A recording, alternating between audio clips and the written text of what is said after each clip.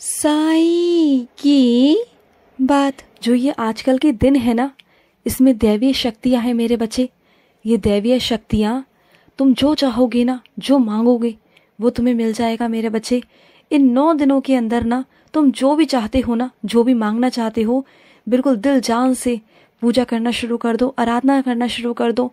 तुम जो भी पाठ पूजा करोगे ना, वो सब सीधा माँ दुर्गा के चरणों में जाएगा और तुम जो भी चाहते हो ना, वो सब तुम्हें मिल जाएगा मेरे बच्चे।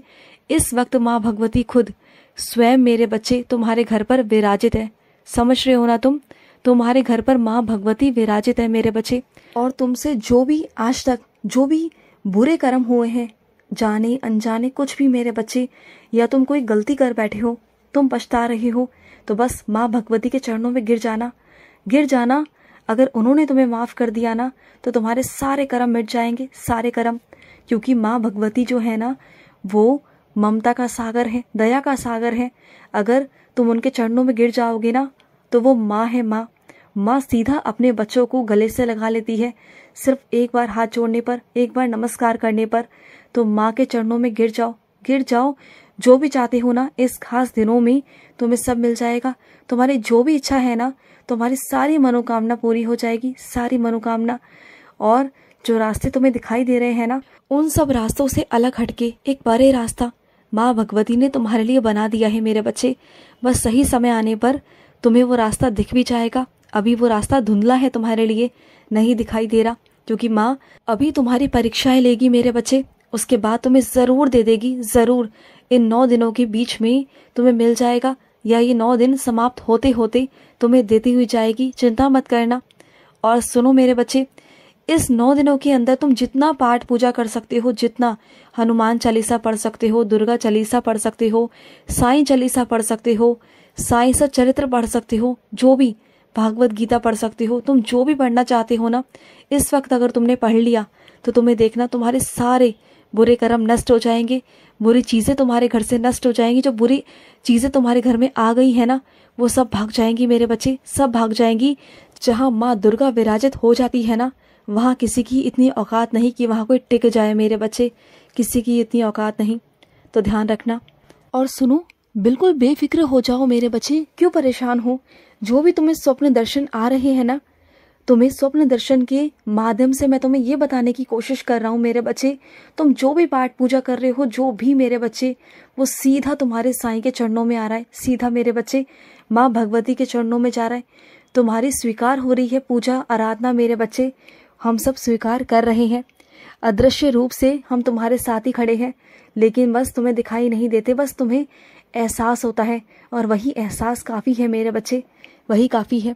और सुनो, जो भी अधूरे चीज़ें रह गई हैं ना तुम्हारी ज़िंदगी में, उसे भी मैं पूरी कर दूंगा मेरे बच्चे, और तुम्हें दर्शन दूंगा, ज़रूर तुम्हें दर्शन मिलेंगे।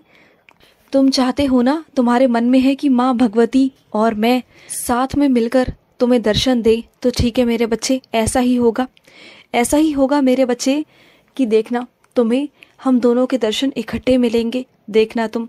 और तुम बहुत सौभाग्यशाली अपने आप को मानना, क्योंकि हम दोनों इकट्ठा होकर हर किसी को दर्शन नहीं देते।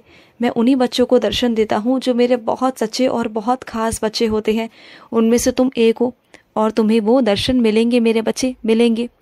और सुनो, जो ऐसे लोग हैं ना मेरे बच्चे, जिन्हें तुम सिर्फ और सिर्फ थोड़ी सी मदद करने की उनकी कोशिश करते हो, तुम चाहते हो कि शायद तुम्हारे अच्छाई से, तुम्हारी कर्मों से उनका कुछ अच्छा हो जाए, लेकिन वो हर चीज़ पर तुम पर ही निर्भर हो जाते हैं। वो कभी कुछ अपना करने का सोचते ही नहीं है, अपनी ज़िंदगी जीना सोचते ही नहीं है, अपने आगे कैसे चलना है, अपने पाँव से कैसे चलना है, उन्हें यही नहीं पता। वो जानबूझकर इतना आलस फैला देते हैं ना, तो कभी भी ना उनकी मदद करने का दिल नहीं करता।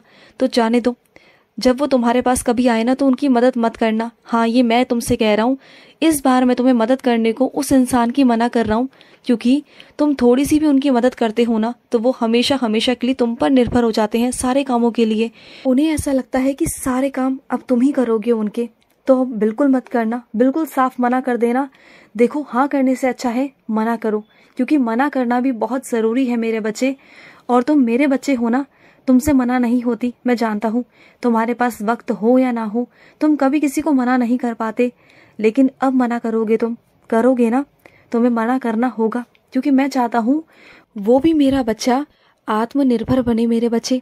और सुनो, कुछ तुम्हारे साथ में ऐसा हुआ जिसकी तुमने कभी कल्पना भी नहीं की थी। इतनी घृणा हो गई तुम्हें उन सब चीज़ों से, मैं मानता हूँ मेरे बच्चे, लेकिन चिंता मत करो। धीरे धीरे चलते चलते ना मेरे बच्चे, ऐसा कुछ करवाऊंगा कि इन सब चीज़ों से तुम्हारा पीछे छूट जाएगा।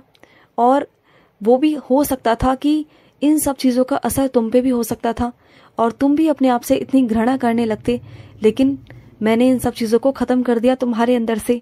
लेकिन अब तुम चिंता मत करो, जब तुमने खुद ठान लिया है, कोशिश कर ली है आगे बढ़ने की, तो बिल्कुल चिंता मत करो। और वैसे भी मेरे बच्चे, तुम एक पवित्र आत्मा हो, तुम मेरे बच्चे हो, तुम चिंता मत करो मेरे बच्चे। तुम्हारे साथ कभी ऐसा कुछ नहीं होने दूंगा कि तुम्हें खुद पर ही गुस्सा आए, खुद ही तुम अपने ऊपर क्रोधित हो जाओ। ऐसा कभी तुम्हारे साथ नहीं होने दूंगा, कभी नहीं मेरे बच्चे। और सुनो मेरे बच्चे, जो तुमने मेरे आगे अर्जी लगाई है ना मेरे बच्चे, वो कबूल हो चुकी है मेरे बच्चे, चिंता मत करो। और जो किसी का हक मारकर खुश है ना इस वक्त, तो वो चिंता ना करे, क्योंकि उसके पास भी बहुत जल्दी घूमकर वो चक्रव्यूह आने वाला है, बहुत जल्द, समय का चक्रव्यूह।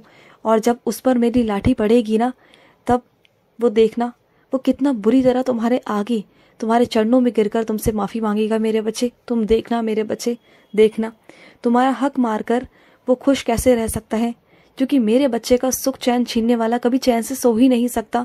तुम देखना, उसने तुम्हारा हक छीना है ना, वो चैन से जी नहीं पाएगा, चैन से सो नहीं पाएगा, सुकून नहीं रहेगा उसकी ज़िंदगी में। दिन रात वो अपने आप को कोसेगा, पर उसे माफ़ी नहीं मिलेगी, ना मेरी ओर से ना तुम्हारी ओर से मेरे बच्चे, कभी नहीं। और तुम्हारे घर में जो बार बार मेरे बच्चे बीमार पड़ते हैं ना, हर बारी तुम्हें रोगग्रस्त कर देती है बार बार मेरे बच्चे, तो माँ दुर्गा चालीसा का पाठ करते रहो, फिर देखो धीरे धीरे तुम्हारे घर से सारी बीमारियां खत्म हो जाएंगी, सारी बीमारियां मेरे बच्चे। और अपनी कुछ बच्चियों से कहना चाहता हूँ, जिस तरह माँ भगवती में शक्ति है ना, गुण है, इसी तरीके से तुम्हारे अंदर भी शक्ति है, तुम्हारे अंदर भी गुण है, उन्हें पहचानो मेरे बच्चे। माँ भगवती ने ही तुम्हें वो शक्ति दी है, शक्ति प्रदान की है मेरे बच्चे, उन्हीं की वो देन है कि तुम अपनी आवाज़ को उठा सकती हो।